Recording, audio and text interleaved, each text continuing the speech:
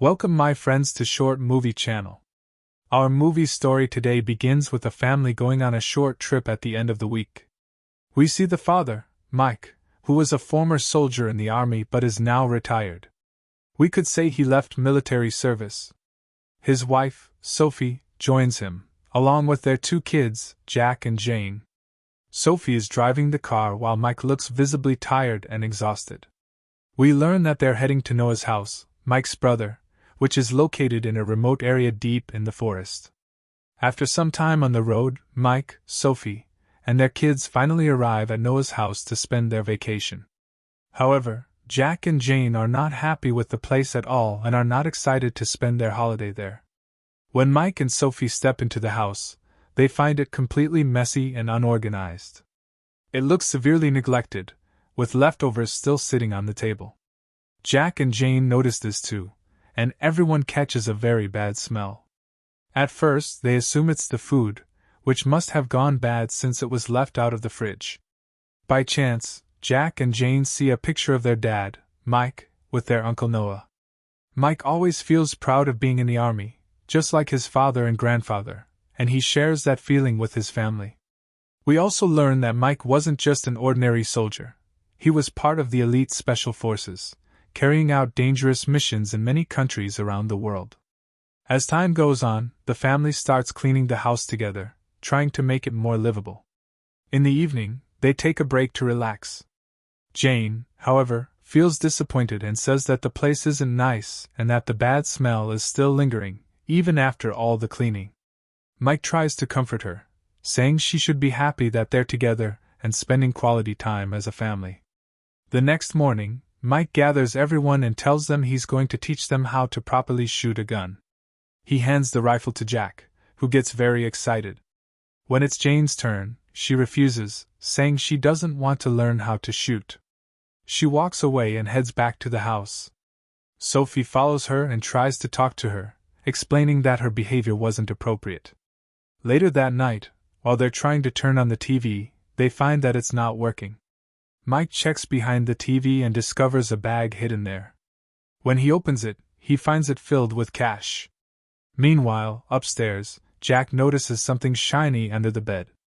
When he looks closer, he's terrified and rushes back to his parents, trembling with fear. Mike goes upstairs to check and finds the decomposing body of his brother, Noah, stuffed inside a bag. It appears to have been there for days, causing the bad smell throughout the house. Devastated and shocked, Mike decides they need to leave the house immediately. As they're preparing to leave, the headlights of a car suddenly shine in their direction from outside the house. Mike senses danger and realizes something is happening, though he doesn't know what. The family quietly goes back inside and waits for the car to leave, but it remains parked and doesn't move.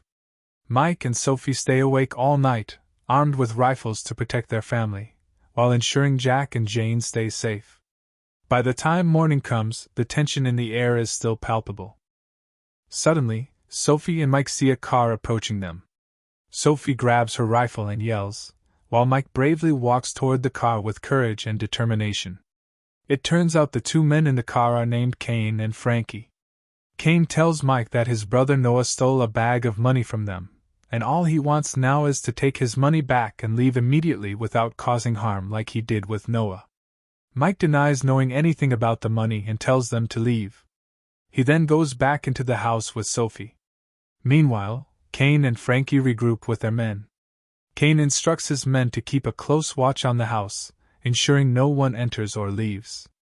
He also orders Frankie to contact their organization and inform them of the situation.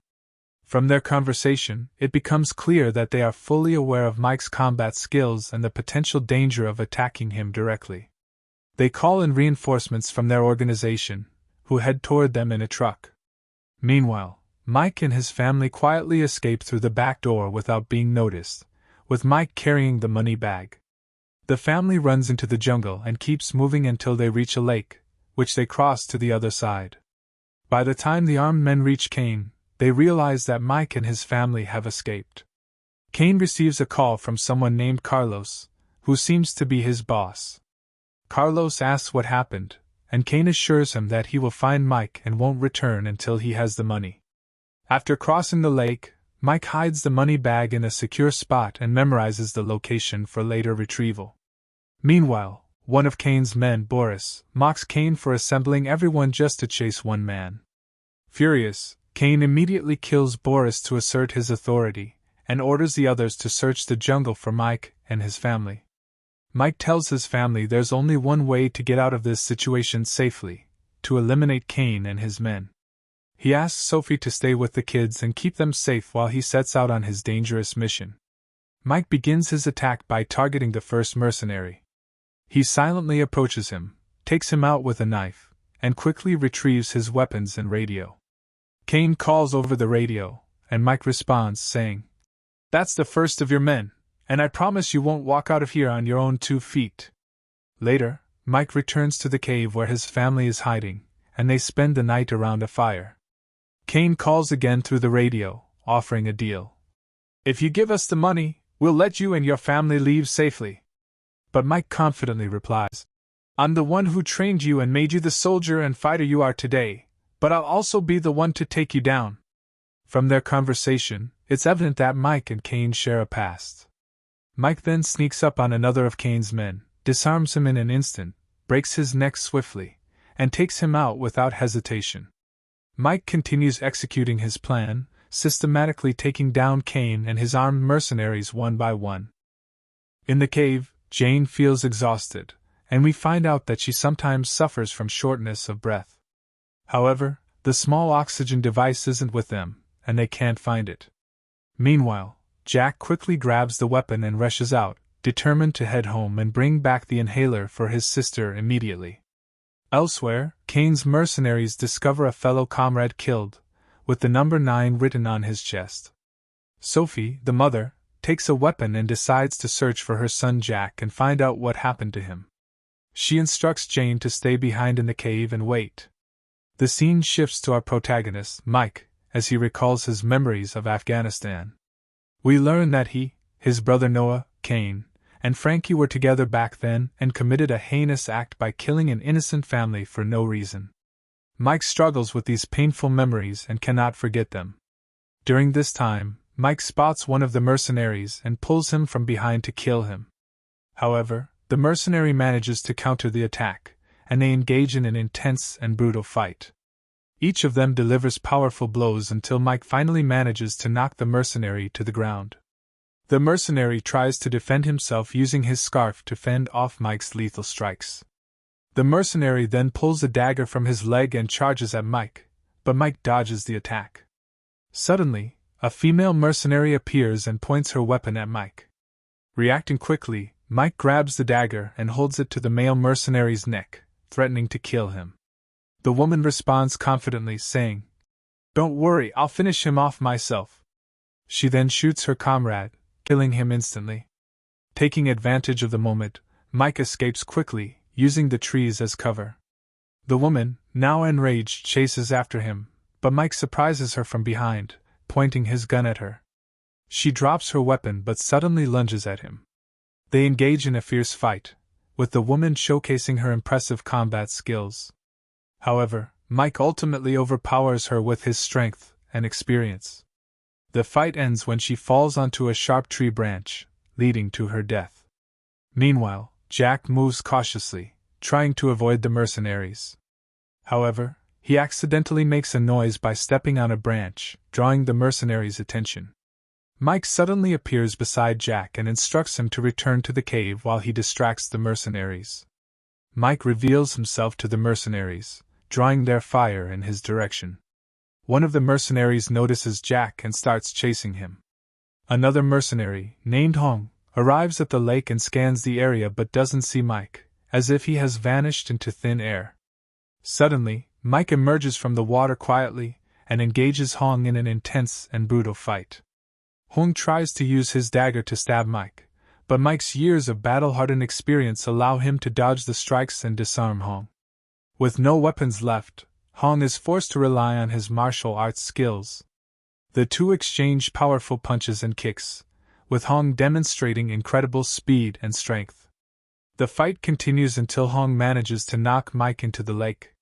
He jumps in after him and resumes the assault, trying to drown Mike and finish him off. Grabbing Mike's head, Han attempts to force him underwater, but Mike fights back with determination, using every ounce of his strength and experience to turn the tide in his favor. During this time, Lux smiles on Mike and Bella. They find a gun in the water. Mike grabs it and shoots Hong, finally killing him. Meanwhile, Mike's son, Jack, arrives at the old reservoir area. One of the mercenaries chasing Sam gets there and captures Jack. Just as Sam is about to kill Jack, Mike arrives at the perfect moment, shoots Sam, and ends him, saving his son. Soon after, Ken contacts Mike over the radio, revealing that he has kidnapped Sophie and Jane. Ken tells Mike, "It's either the money or your wife and daughter's lives. You have only 2 hours to stand before me with the cash." Ken then hits Sophie, trying to force her to reveal the location of the money. In the next scene, we see one of Ken's men, Stan, objecting to him hitting a woman. Ken doesn't like Stan's interference, and shoots him dead. Meanwhile, Mike quickly heads back to the area near the house. He sneaks up behind one of the fighters, stabs him with a knife, and kills him. Then, he throws the knife at another attacker, killing him instantly. Ken tries to get Jane to reveal the money's location, but she screams loudly instead. Mike hears her screams and fires a shot into the air. Upon hearing the gunfire, Ken panics and realizes that Mike is already there. Ken and Frankie come out of the house with Sophie and Jane, aiming their guns at Mike. Ken threatens Mike, demanding the money. Mike points his gun at his own neck and says, "If anything happens to them, I'll kill myself, and you'll never know where the money is." Ken releases Sophie and tells Mike, "Give us the money, and we'll let your daughter Jane go." Sophie, overwhelmed with tears, begs them to take her instead of Jane. Mike calms Sophie down and reassures her that everything will be okay. He tells her where Jack is so she can go to him. Frankie leads Mike to the money's location. When they arrive, Mike throws the bag at Frankie, causing him to drop his gun. Frankie attacks Mike with a knife, and an intense fight breaks out between them.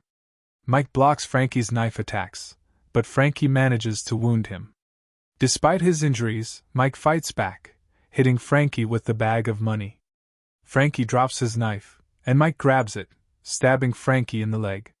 He then strikes him repeatedly until he kills him. Quickly, Mike grabs the gun and the money bag and rushes back to save his daughter Jane from Ken. When he arrives, he sees Jane running away from Ken, who is chasing her and trying to shoot her. Mike is faster, shooting at Ken. A gunfight ensues, and Ken uses Jane as a human shield. Ken succeeds in grabbing Jane, but Mike confronts him and attacks. A brutal hand-to-hand fight breaks out, with Ken proving to be stronger and faster. He delivers several powerful blows to Mike. The fight continues until Ken grabs the gun. A gunshot rings out, but Ken realizes he's the one bleeding. It turns out that Sophie shot Ken, saving Mike and Jane at the last second. Mike finishes Ken off, then rushes to his daughter Jane, reassuring her. They hug as the family is reunited. Together, they return to the house, bury Noah's body, collect the money, and drive away from the area in their car. And that's how today's movie ends. We hope you enjoyed it. Don't forget to like the video and subscribe to our channel.